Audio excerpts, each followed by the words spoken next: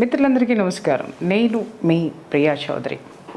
My dear friends, ఇప్పటి వరకు నేను ఎన్నో ఎపిసోడ్స్ చేశాను, ఎన్నో విషయాల మీద మాట్లాడాను, మరెంతో లోతుగా విశ్లేషించాను. ఎన్నో విషయాల్లో జరిగినటువంటి చర్చలు కానివ్వండి, ఎంతో విశ్లేషణ కానివ్వండి, నాకు జనాలు మీ యొక్క ఆదరణతోటి నేను ఎంతో ఉత్సాహంగా పనిచేస్తూ వచ్చాను. కానీ ఈరోజు ఒక వ్యక్తి గురించి మాట్లాడాలి అనేటటువంటి అవకాశం నాకు వచ్చినందుకు, నేను నిజంగా మీ ముందుకు వచ్చినందుకు, ఆ మహోన్నతమైనటువంటి ఆ యొక్క హిమగిరి అంత ఎత్తు ఉన్నటువంటి ఆ అద్భుతమైన మహావీరుడికి, ఆ వీరుడి యొక్క కొడుకు గురించి మాట్లాడేటటువంటి అవకాశము ఈరోజు నా ముందుకు వచ్చినందుకు, ఆ అవకాశంతో మీ ముందుకు నేను వచ్చినందుకు కూడా మీ అందరికీ కూడా థ్యాంక్స్ చెప్తూ, వారికి ఒకసారి నా కృతజ్ఞతలు చెప్తూ నేను ఈ ఎపిసోడ్ స్టార్ట్ చేస్తున్నాను.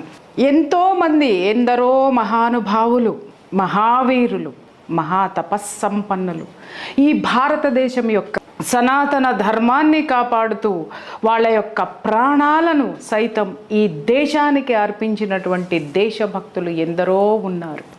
ఈరోజు వాళ్ళందరి ప్రాణత్యాగం వల్లనే మనము ఇంత గొప్పగా, ఇంత స్వాతంత్రాన్ని, ఇంత స్వేచ్ఛగా మనం అనుభవిస్తున్నాము అనడంలో ఎలాంటి సందేహం లేదు కదా. మరి అలాంటి వ్యక్తులని గురించి మన బిడ్డలకి ఆ యొక్క చరిత్రలు ఏ రోజైనా మనం చెప్పామా పేరెంట్స్గా? అలాగే పేరెంట్స్గా ఈ భారతదేశం యొక్క పౌరులుగా అసలు ఆ గొప్ప వ్యక్తుల చరిత్రలు మనం ఎప్పుడైనా చదివామా అనేటటువంటి ప్రశ్న ఈరోజు వేసుకోవాలి. ముఖ్యంగా ఎందుకు అనంటే, కొద్ది రోజుల కిందట విడుదలైనటువంటి చావా అనేటటువంటి సినిమా రేపినటువంటి సంచలనము ఒక్కసారి భారతదేశంలో ఉన్నటువంటి ప్రతి ఒక్క భారతీయుడిని కూడా ఒక గొప్ప వ్యక్తి యొక్క వంశ చరిత్రని చదివి తెలుసుకునేటటువంటి ఆ యొక్క అవకాశం వచ్చినందుకు ఆ సినిమా తీసినటువంటి ఆ నిర్మాత, దర్శకులకే కాదు, ఆ సినిమాని రచించినటువంటి రచయిత ఎవరైతే ఉన్నారో, ఆ చావా అనేటటువంటి నోవెల్ రాసినటువంటి ఆ రచయితకు, అలాగే ఆ సినిమాకి, చావా సినిమాకి మాటలు అందించినటువంటి రచయితకైతే అచ్చా. నాకు నిజంగా ఆ సినిమా చూస్తున్నప్పుడు, ఆ సినిమా నిజంగా ఒక ప్యాషన్తో చూశాను నేను. ఆ ప్యాషన్తో చూస్తున్నప్పుడు మొట్టమొదటి ఫ్రేమ్లోనే దర్శకుడు అసలు ఈ సినిమా యొక్క గొప్పతనం ఏంటో, దమ్మేంటో, భారతదేశపు చరిత్ర ఎంత గొప్పదో, భారతదేశంలో ఎంత శక్తి ఉన్నటువంటి మహారాజులు ఉన్నారో, ఎంత గొప్ప పరాక్రమవంతులు ఉన్నారు అని చాటి చెప్తేటటువంటి సన్నివేశం నేను మీకు ఒకటి చెప్తాను. చాలామంది మన తెలుగు వాళ్ళు ఆ సినిమా హిందీలో ఉంది, అర్థం కాదని చూడటం లేదు అనేసి అంటున్నారు. కానీ ఈరోజు నేను కొన్ని విషయాల గురించి నేను మాట్లాడతా. ప్రతి ఒక్కడు కూడా భాష అర్థం కాదు భావన అర్థం చేసుకోవడానికి మీరు వెళ్ళండి. ఆ సినిమాలో కూర్చున్న తర్వాత నిజంగా తిరిగి లేచి వచ్చేటప్పుడు గుండె బరువెక్కి భారంతో బయటికి వచ్చి మన కర్తవ్యాన్ని మనం గుర్తు చేసుకునేంత స్థితికి, ఉన్నతమైనటువంటి స్థితికి ఆ సినిమా తీసుకెళ్తుందని మాత్రం మాట ఇస్తున్నాను. ఇకపోతే మై డియర్ ఫ్రెండ్స్, ఈరోజు అలాంటి పరాక్రమశీలి, ధైర్యశాలి అయినటువంటి శివాజీ మహారాజ్ ఎవరైతే ఉన్నారో, భారతదేశం యొక్క అస్తిత్వాన్ని కాపాడినటువంటి సింహం ఏదైతే ఉందో, ఆ సింహం యొక్క జన్మదినము ఈరోజు, పుట్టినరోజు, ఆ శివాజీ మహారాజ్ పుట్టినరోజున వారి గురించి తెలుసుకోవడం అంటే చూడండి, నిజంగా నాకు రోమాలు నిక్కబడుచుకుంటున్నాయి. అందరికీ అర్థం కావాలంటే గూస్ బంప్స్ వస్తున్నాయి. నిజంగా నరాలన్నీ ఉత్తేజితమవుతున్నాయి.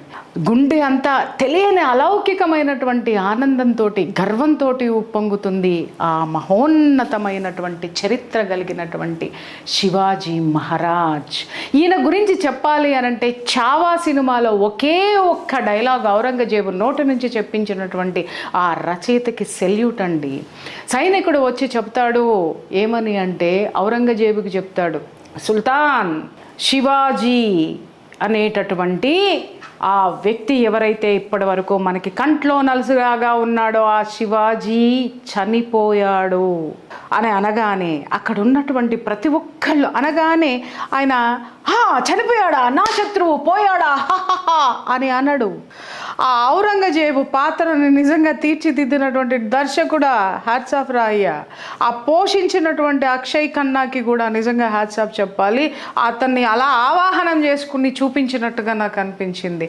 అలా టోపీ అల్లుకుంటూ కూర్చున్నవాడు అలాగే అల్లుకుంటూ చూస్తూ ఉంటాడు, కదలడు మెదలడు. ఏ విధమైనటువంటి అతని ముఖంలో చనిపోయాడు అనేటటువంటి సంతోషం. శత్రువు ఎవరైనా చనిపోయాడు అని అంటే నిజంగా మనలో ఒక విధమైనటువంటి ఆనందం వచ్చేస్తుంది. లేదా ఆ నిమిషమైనా సరే శత్రువు చనిపడ్డా చచ్చిపోయాడా అనే ఒక సానుభూతి ఏదో ఒకటి చూపిస్తాం. బట్ అతను మాత్రం అతని కళ్ళల్లో, ఔరంగజేబు కళ్ళల్లో మాత్రము ఆ శత్రువుకి సంబంధించినటువంటి ఆ చరిత్ర మాత్రం తిరుగుతూ ఉంటుందన్నమాట. అప్పుడు అందరూ అడుగుతూ ఉంటారు, సుల్తాన్ మీకు చనిపోయాడని చెప్పిన తర్వాత ఆ ఆనందం అనేది లేదా?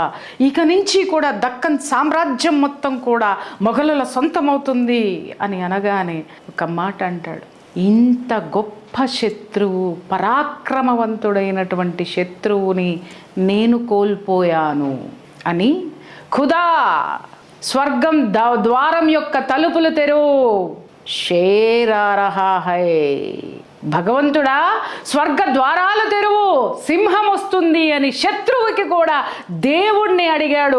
స్వర్గానికి వస్తున్నాడు అని అతను ఒప్పుకున్నాడు.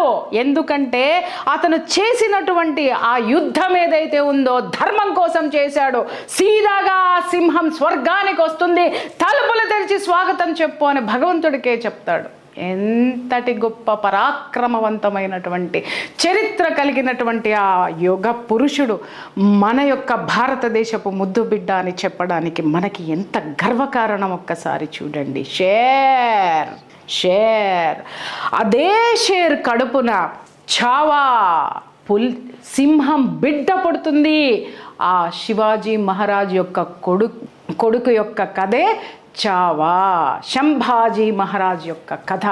నిజంగా ఈరోజు ఇంత గొప్ప ఎన్నో యుద్ధాలు, గెరిల్లా యుద్ధాల్లో ఆరితేరినటువంటి యోధుడు శివాజీ మహారాజ్. నిజంగా చెప్తున్నాను కదా, ఎంతమంది కేవలము 5,000 మంది సైన్యాన్ని లక్షల మంది సైన్యంగా మార్చగలిగినటువంటి అద్భుతమైనటువంటి శక్తి కలిగినటువంటి పరాక్రమశీలి శివాజీ మహారాజ్. అంతటి సైన్యాన్ని కూడగట్టుకొని మొఘలుల నుంచి మనము మతమార్పిడులు, భయంకరమైనటువంటి మతమార్పిడుల నుంచి మన యొక్క భారతీయుల్ని, సనాతన ధర్మాన్ని కాపాడి కాషాయ జెండా ఎగరేసినటువంటి, దక్కన్లోనే కాదు భారతదేశంలోనే కాషాయ జెండా చెక్కు చెదరకుండా చేసినటువంటి అతి ధీర వ్యక్తిత్వం కలిగినటువంటి ఆ మహోన్నతుడికి మనస వాచ కర్మణ ఒక్కసారి ఘోషణ చెయ్యాలి అని అనిపించింది. మై డియర్ ఫ్రెండ్స్, నిజంగా అందరూ కూడా ఒక్కసారి ఆ మహానుభావుడిని తలుచుకుంటూ ఆ ఘోషణ ఒక్కసారి ఆయన్ని ఘోషణ చేసిన తరువాత నేను సబ్జెక్ట్లోకి వస్తాను. Are you ready? నాతో పాటుగా చెప్పండి, అందరూ కలిసి చెప్పండి. ఆ ఒక్క వ్యక్తిని మనం తలుచుకోవాలి అని అంటే కనుక ఎంత అదృష్టం మనకి ఉండాలి అనేది మాత్రము మనం ఖచ్చితంగా ఇక్కడ తెలుసుకోవాల్సినటువంటి విషయం. ఆ అదృష్టాన్ని మనం పొందాల్సినటువంటి విషయం. మై డియర్ ఫ్రెండ్స్, ఒక్కసారి ద గ్రేట్ వారియర్ సింగ్ శివాజీ మహారాజ్కి ఘోషణ, ఆస్తే కదం ఆస్తే కదం, మహారాజ గడపతి గజపతి గజేంద్రపతి అశ్వపతి దళపతి జయపతి ప్రజాపతి శస్త్ర శాస్త్రపారంగత సువర్ణ రత్న సింహాసనాధీశ్వర న్యాయాలంకార మండిత శ్రీమంత్ శ్రీమంత్ శ్రీమంత్ ఛత్రపతి శివాజీ మహారాజ్ కి జై. Thank you my dear friends. నా అదృష్టం వారికి ఈరోజు వారి పుట్టినరోజున మీ అందరి సమక్షంలో జేజేలు పలకటం అనేది. ధర్మనిరతి కలిగినటువంటి పరిపాలన అందించినటువంటి ఆ యొక్క సింహము, ఆ యొక్క కథ ఈరోజు యావత్ భారతదేశాన్ని ఒక్కసారి కుదిపి చిన్నవాళ్ళు, పెద్దవాళ్ళు, ముసలివాళ్ళు అందరినీ కూడా తన వైపుకు తిప్పుకొని ఆ యొక్క కథను వినిపించేటటువంటి సందర్భం వచ్చినటువంటి ఆ సందర్భములో ఒకానొక ఇంటర్వ్యూ నన్ను నిజంగా చెప్పాలంటే చాలా నవ్వు తెప్పించింది. మరి మనాళ్ళు అప్పుడప్పుడు వాళ్ళను వాళ్ళు కాస్త ఇది చేసుకుంటారేమో, నాకు అర్థం కానటువంటి విషయం ఏంటి అని అంటే, జై ఒకసారి అదే ఆ పిక్ పెట్టండి అమ్మా, లోక్ అదాలత్ పిక్ ఒక్కసారి డిస్ప్లే చేయండి. నిజంగా ఏమనాలి, చరిత్రను తిరగరాసినటువంటి ఈ సినిమా రిలీజ్ అయిన నేపథ్యంలో ఒక అద్భుతమైనటువంటి ఇంటర్వ్యూ నన్ను చాలా అద్భుతంగా ఆకట్టుకున్నది. అందులో ఉన్నటువంటి ఒకానొక గొప్ప నాయకుడు అని పిలువబడేటటువంటి ఆ వ్యక్తి మాట్లాడినటువంటి మాటల్ని నేను ఒక్కసారి చూసిన తర్వాత ఒకసారి అందరికీ నేను చెప్పాలి అని అనిపించింది.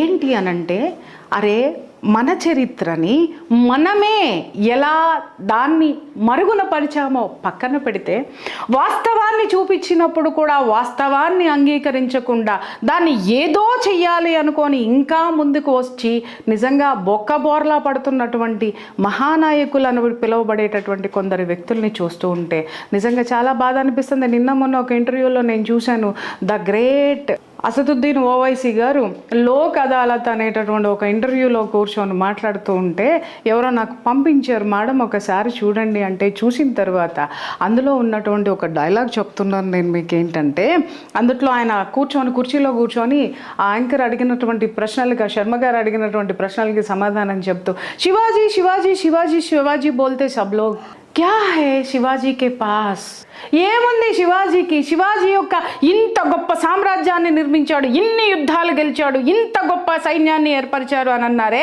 ఎవరున్నారు, కౌన్ హే శివాజీకే పీछे కౌన్ హే, శివాజీకే పీछे కౌన్ హే, ముసల్మాన్ హే,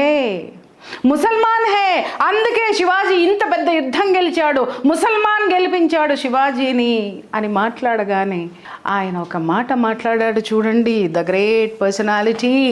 నిజంగా నాకు నవ్వు తెప్పించింది. ఆయన యాంకర్ గారు ఇమ్మీడియట్గా అడిగినారు, ఎస్ సనాతన ధర్మము యొక్క ఆ స్టేటస్ తీసుకున్నటువంటి ప్రతి ఒక్కళ్ళ వెనక కూడా ముసల్మాన్ ఉండి ఆ సనాతన ధర్మాన్ని గెలిపించాడు, ఇప్పుడు సనాతన ధర్మాన్ని గెలిపిస్తున్నటువంటి మోడీ వెనక కూడా ఆ అసదుద్దీన్ ఓవైసీ గారు ఉండబోతున్నారు కదా అని.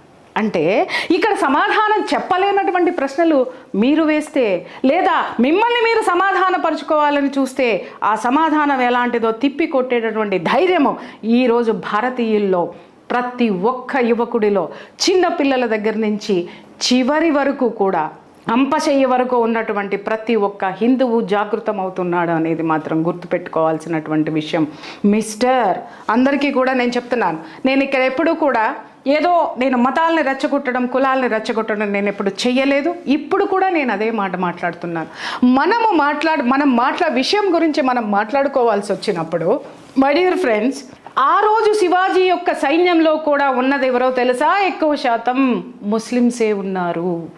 ఆ ముస్లిమ్స్ ఎవరి మీద యుద్ధానికి దిగారు అనంటే ముస్లిం మీద కాదు, ముస్లిం మతంలోకి మార్చబడినటువంటి ప్రతి ఒక్క భారతీయుడు కూడా శివాజీ చేసేటటువంటి ధర్మయుద్ధంలో భాగం పంచుకొని భారతదేశాన్ని కాపాడి వాళ్ళ యొక్క అస్తిత్వాన్ని నిలుపుకోవడం కోసం ధర్మం వైపు నిలబడినటువంటి ఆ ముస్లిం సోదరులందరూ కూడా ఈ రోజుకి కూడా ఎవరైతే ధర్మం పట్ల ఉంటున్నారో, నిలబడి ఉన్నారో, నిన్నగాక మొన్న రామాలయాన్ని నిర్మించుకునేటటువంటి రాముల వారి దేవాలయాన్ని నిర్మించుకునే అయోధ్య విషయంలో కూడా ఒక ముస్లిం ఉన్నాడు, మర్చిపోతున్నారేమో మై డియర్ ఫ్రెండ్స్. వాళ్ళందరూ ఎవరో కాదు, ఎక్కడి నుంచి వచ్చారు, ఎక్కడి నుంచో ఊడిపడలేదు, వాళ్ళందరూ కూడా భారతీయులే, వారందరూ కూడా వారి మూలాలు కూడా హిందువులే. ఇది గుర్తు చేయడం కోసమే నేను ఆ ఇంటర్వ్యూలో మాట్లాడినటువంటి విషయాన్ని నేను తీసుకున్నాను. Underline this point. ఎక్కడి నుంచి వచ్చారు ఈ ఔరంగజేబు, ఎక్కడి నుంచి వచ్చాడు అక్బరు, ఎక్కడి నుంచి వచ్చాడు బాబరు, పర్షియా నుంచి వచ్చాడు, ఆఫ్ఘనిస్తాన్ నుంచి వచ్చాడు. వీళ్ళందరూ ఎవరండి? మన దేశంలో పుట్టలేదు, ఈ మతం మన దేశంలో లేదు, ఎక్కడి నుంచో వచ్చి దండయాత్రలు చేసి ఇక్కడికి వచ్చి నిర్మించబడినటువంటి ఆ సామ్రాజ్యంలో మత మార్పిడులు జరిగాయి అనేది మాత్రం వాస్తవం. ఈ రోజుకి కూడా నేను చెప్తున్నాను కదా, ఇవాళ నేను ఉన్నటువంటి ప్రాంతం కూడా నేను చెప్తున్నాను, ఇవాళ ముస్లింలు, హిందువులు సో అనేటటువంటి విషయంలో చాలామంది ఇప్పుడు నేనున్నటువంటి చోట ఆ ఏరియా అంతా కూడా, నేనున్నటువంటి నా ఇంటి ప్రదేశం కూడా ముస్లిమ్స్కి సంబంధించింది. కానీ వాళ్ళెప్పుడూ కూడా ఇలా మతాల గురించి కులాల గురించి మమ్మల్ని ఎప్పుడు వేరు చేయలేదు.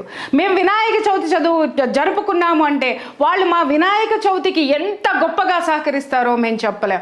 మా ఊరేగింపుకు కానీ ఆ పూజ చేసుకోవడానికైతే వాళ్ళు ప్రతి ఒక్కటి పూజ చేసుకోవడానికి అవసరమైనటువంటివన్నీ కూడా అలంకరణ మొత్తం మాకు వాళ్ళే చేసి ఇస్తారు. కనీసం ₹1 కూడా ఛార్జ్ చేయరు. అమ్మ మీరు అది చేసుకుంటున్నారు.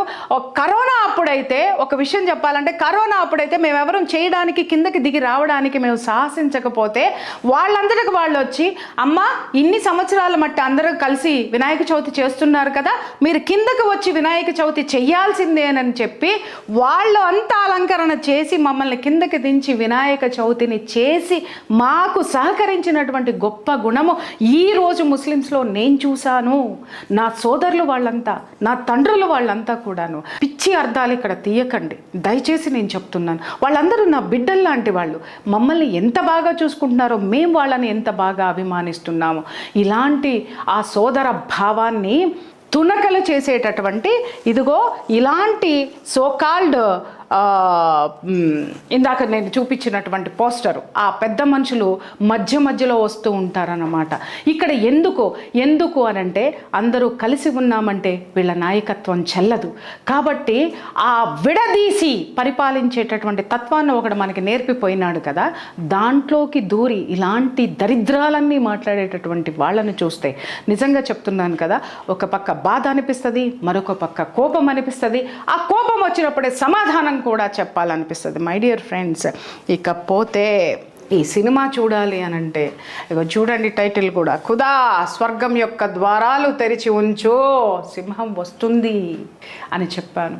అలాంటి అంత గొప్ప తండ్రి 53 సంవత్సరాల వయస్సులో సొంత ఇంట్లో ఉన్నటువంటి, అదే అంటారు చూసారా, ఆ రాజకీయాలకి బలి అయిపోయి ఆయన చనిపోతే, అనారోగ్యంతో చనిపోతే ఇమ్మీడియట్గా అక్కడ నుంచే సినిమా మొదలవుతుంది. సినిమా చాలామందికి అర్థం కాలేదు, ఆ విషయానికే నేను వస్తున్నాను.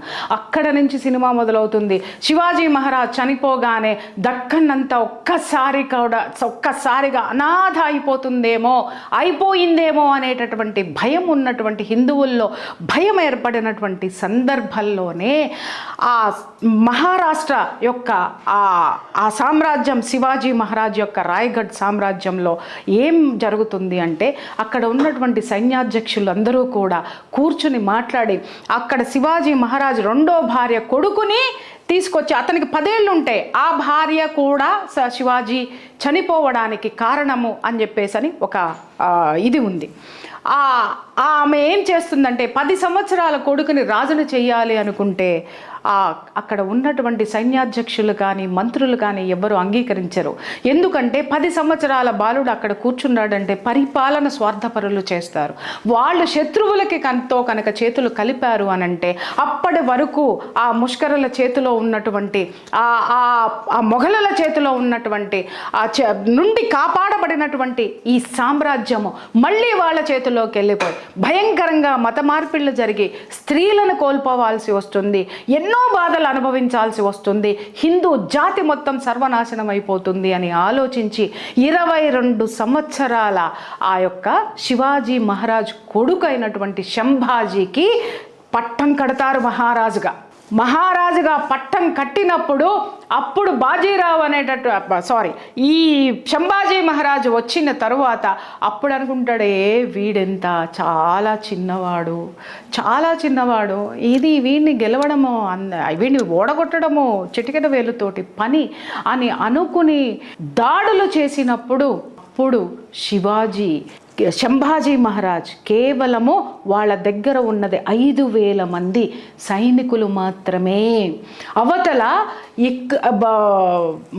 ఔరంగజేబు పంపించినటువంటి సైన్యము దాదాపు 80,000 మంది ఉంటారు.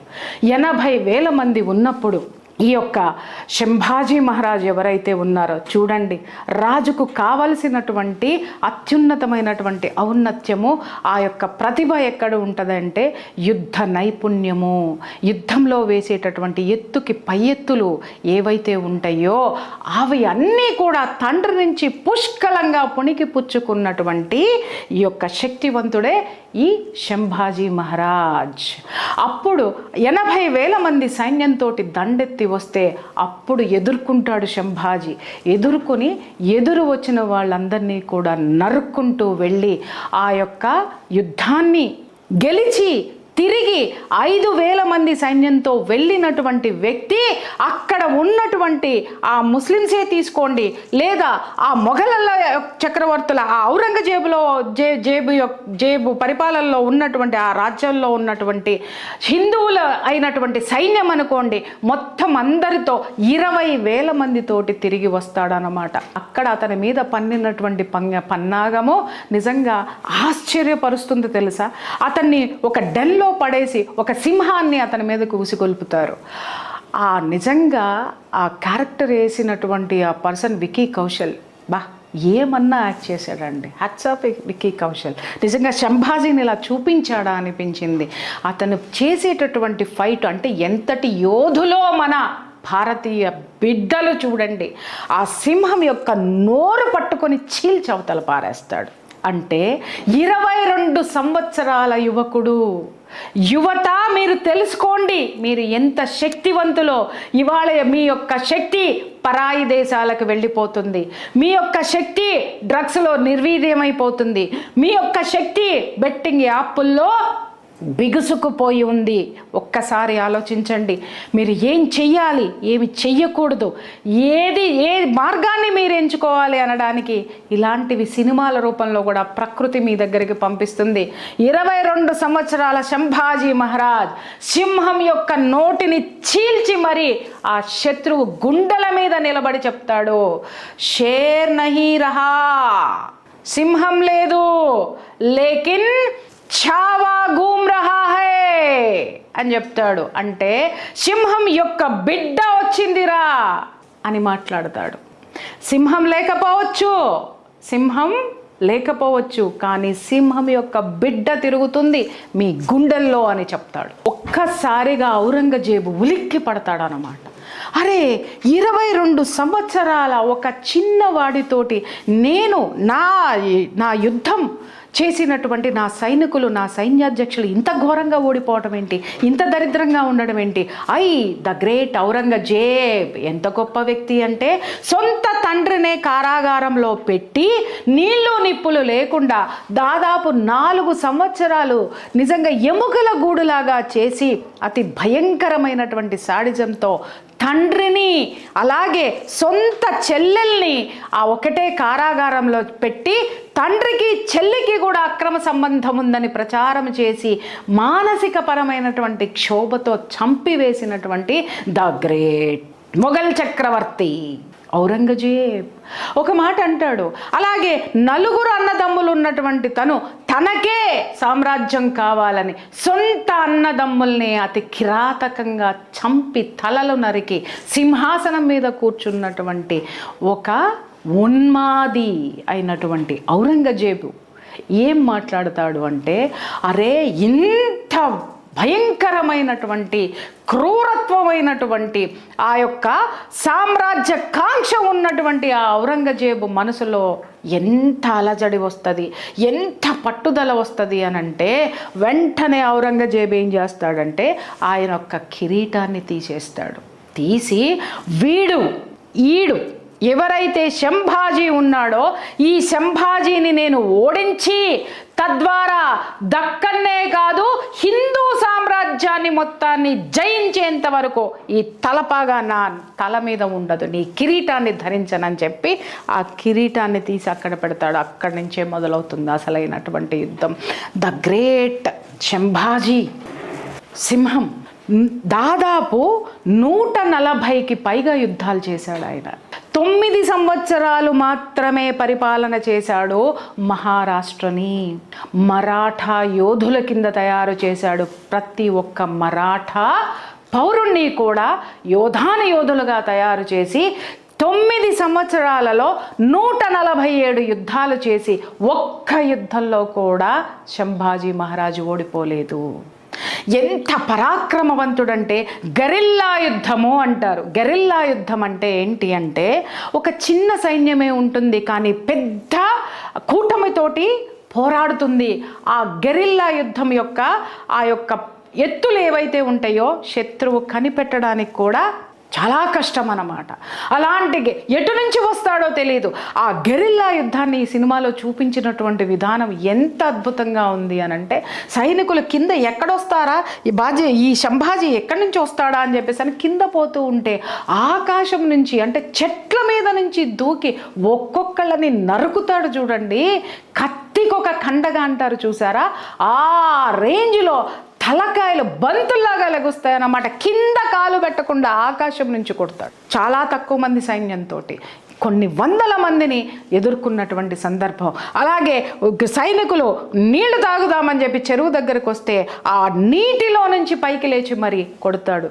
అసలు ఆ యుద్ధ తంత్రం ఎలా ఉంటుంది, ఆ నైపుణ్యం ఏంటి, ఆ గెరిల్లా దాడులు ఎలా ఉంటాయి, ఆ గెరిల్లా యుద్ధాన్ని తండ్రి దగ్గర నుంచి ఇతను ఎలా నేర్చుకున్నాడు అనేది మై డియర్ ఫ్రెండ్స్ ఈ సినిమాలో చూస్తే నిజంగా గూస్ బంప్స్ వచ్చేస్తాయి. నిజంగా ఇలా మన శరీరంలో ఉన్నటువంటి ప్రతి ఒక్క రక్తపు బొట్టు కూడా ఉత్తేజంగా అరే ఇంత గొప్ప చరిత్రనా మనది నా భారతదేశం అని ప్రతి ఒక్క యువకుడు రొమ్మిరిచి తిరిగి నిలబడి జయధ్వానాలు చేసి తీరవలసిందే ఈ సినిమాను చూస్తే మాత్రం. అంత అద్భుతమైనటువంటి సినిమా. అయితే నిజంగా ఈ సంభాజీ యొక్క గొప్పతనం ఏంటంటే సవతి తల్లి అయినటువంటి ఆమె శివాజీ మహారాజు యొక్క 2వ భార్య. ఆయన కొడుకే రాజ్యానికి ఆ రాజు కావాలి అని చెప్పి సంభాజీ మీద విషప్రయోగం చేస్తుంది. ఆ విషప్రయోగం నుంచి బయటపడిన తరువాత ఆ విషప్రయోగం చేసింది తల్లి అని తెలిసిన తరువాత ఆమె ఆ సవతి తల్లి అని తెలిసినా కూడా ఆ తల్లిని క్షమిస్తాడు ఆయన. చూడండి, ఆడవాళ్ళని గౌరవించడంలో శివాజీ మహారాజ్ తర్వాత ఎవరైనా కానీ. ఎందుకంటే చాలా సందర్భాలు ఔరంగజేబు పట్టుకున్నప్పుడు కూడా, ఔరంగజేబు దగ్గర పట్టుబడినప్పుడు కూడా అక్కడ కూడా ఔరంగజేబు చెల్లెలు నన్ను పెళ్లి చేసుకో అని చెప్పేసి అని అడిగినప్పుడు కూడా దాన్ని నమస్కారం పెట్టి ఆమెని కన్విన్స్ చేసి అక్కడి నుంచి తప్పించుకొని వెళ్ళేటటువంటి మార్గంతో తప్పించుకొని బయటపడతాడు. అది ఒక వీరుడు ఏ విధమైనటువంటి ఎత్తులు వేస్తాడు అనడానికి తండ్రి నుంచి ప్రతి అంశాన్ని పుణికి పుచ్చుకున్నటువంటి సంభాజీ మహారాజ్. నిజంగా ఆ సినిమా చూస్తున్నంతసేపు నా భారతదేశమా ఇది, నా వీరులు ఇంత అద్భుతంగా శత్రువుతోటి పోరాడారా, ఈ స్వతంత్రాన్ని నాకు ఇవ్వడానికి వీళ్ళు ఈ విధంగా బలైపోయారా అనేటటువంటిది చూస్తుంటే ప్రతి ఒక్క భారతీయుడి గుండెల్లో ఒక విధమైనటువంటి బాధ్యత, నేనేం చెయ్యాలి అనేటటువంటి బాధ్యత కొడగట్టుకోక మానదు. ఈ సినిమా మొత్తానికి కూడా ఒకే ఒక్క డైలాగ్ ఉంటుంది. ఆ సంభాజీని ఈ ఔరంగజేబు ఎన్నోసార్లు చెప్పాను కదా మై డియర్ ఫ్రెండ్స్, ఎన్నో యుద్ధాలు, ఆ యుద్ధాల ద్వారా గెలవడమే తప్ప ఓడిపోవడం ఎరగనటువంటి ఈ యొక్క సంభాజీ సొంత మనుషులు, సొంత భావమరుదులైనటువంటి వాళ్ళ చేతుల్లో, వాళ్ళ ద్వారా ఔరంగజేబు వాళ్ళని తన కబ్జాలోకి తీసుకొని రాజ్యకాంక్ష అనేటటువంటి ఆ యొక్క బలహీనతని వాళ్ళ నుంచి తెలుసుకొని వాళ్ళని అస్త్రాలుగా ఉపయోగించి ఈ సంభాజీని పట్టుకుంటారు.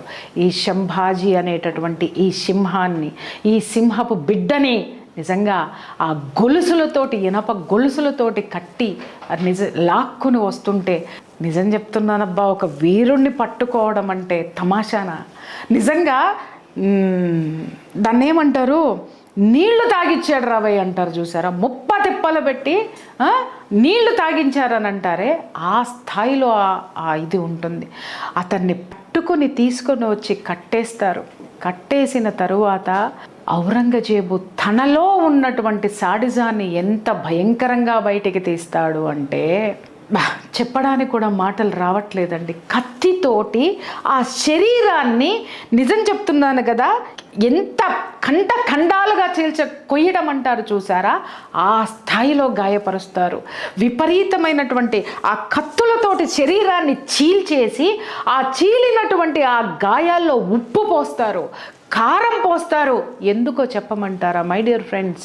మిస్టర్ లొంగిపో, మా మతంలో చేరు, మా దారికి రా, నీ రాజ్యాన్ని మాకిచ్చే, మొఘల్ సామ్రాజ్యంలో కలిపే, నువ్వు కూడా మతం మారిపో అనేటటువంటి ఆ యొక్క దౌర్జన్యము, దుర్మార్గము చూపిస్తే మై డియర్ ఫ్రెండ్స్, ఎంతమంది వీరులు యోధులు త్యాగం చేస్తే ఈరోజు బెట్టింగ్ యాప్లతోటి, అమ్మాయిలతోటి, మందులతోటి, డ్రగ్స్ తోటి మునిగి తేలుతున్నామో ఒక్కసారి అలాంటి యువతంతా కూడా ఒక్కసారి మిమ్మల్ని మీరు ప్రశ్నించుకోవాల్సినటువంటి అవసరం ఆసన్నమైంది అని మాట్లాడతాను నేను.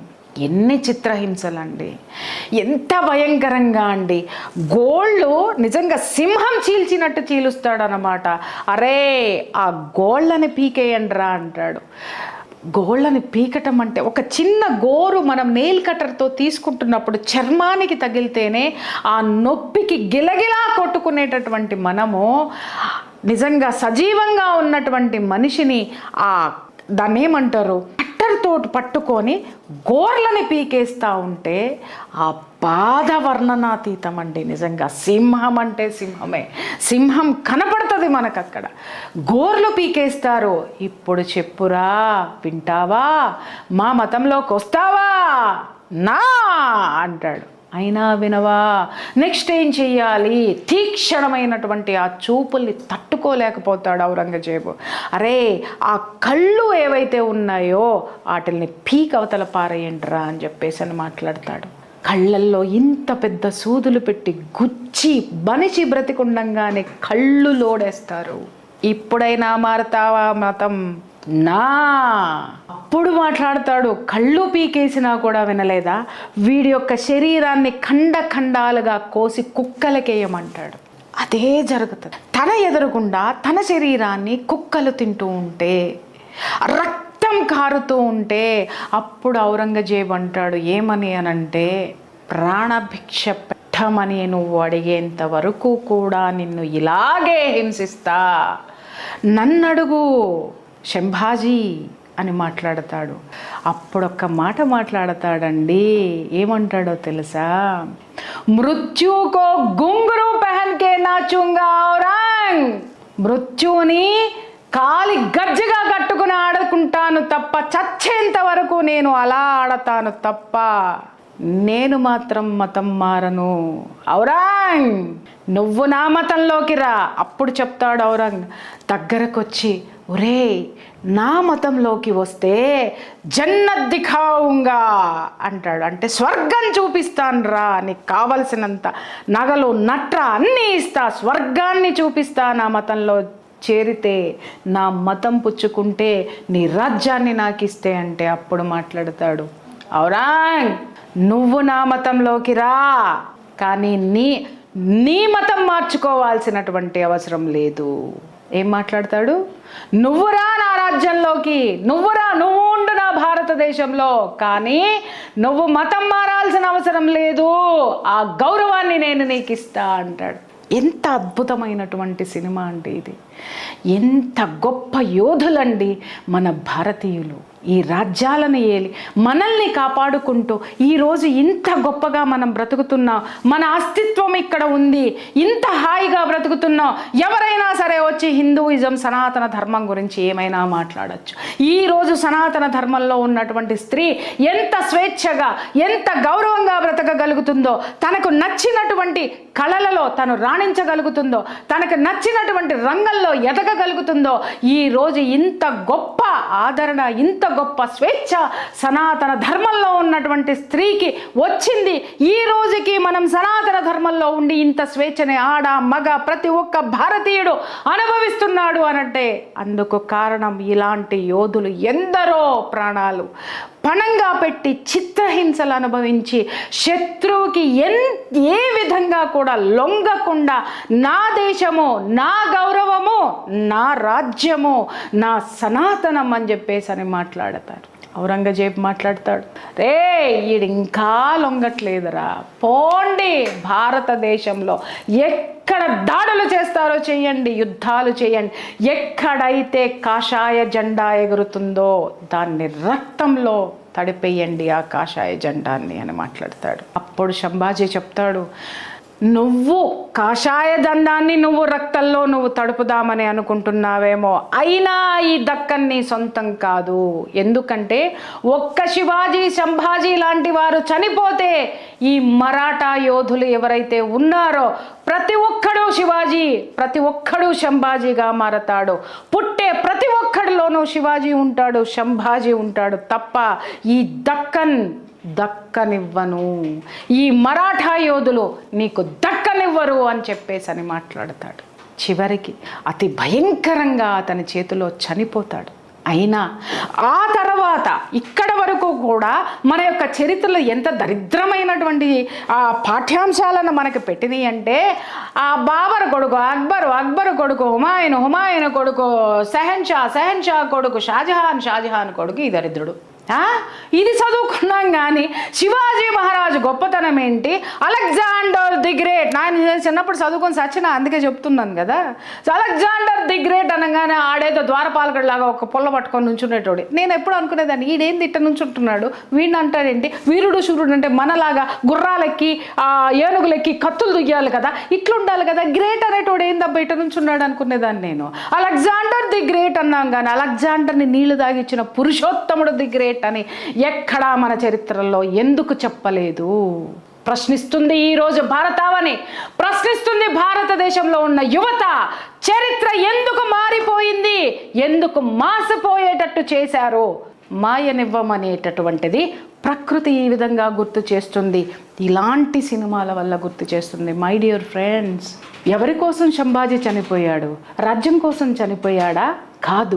ఆ రాజ్యం పరాయి సొత్తు అయితే భారతదేశంలో ఉన్నటువంటి స్త్రీకి ఈరోజు ఆ మతంలోకి వెళ్తే గనక ఇంత స్వేచ్ఛ ఉండేదా?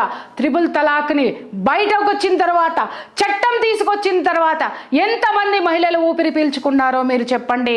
త్రిపుల్ తలాక్ పేరుతో ఎంతమంది మహిళల జీవితాలు ఆగమైపోయినాయో మనం చూడనటువంటి విషయం కాదు. ఎలాంటిది వ్యక్తిగత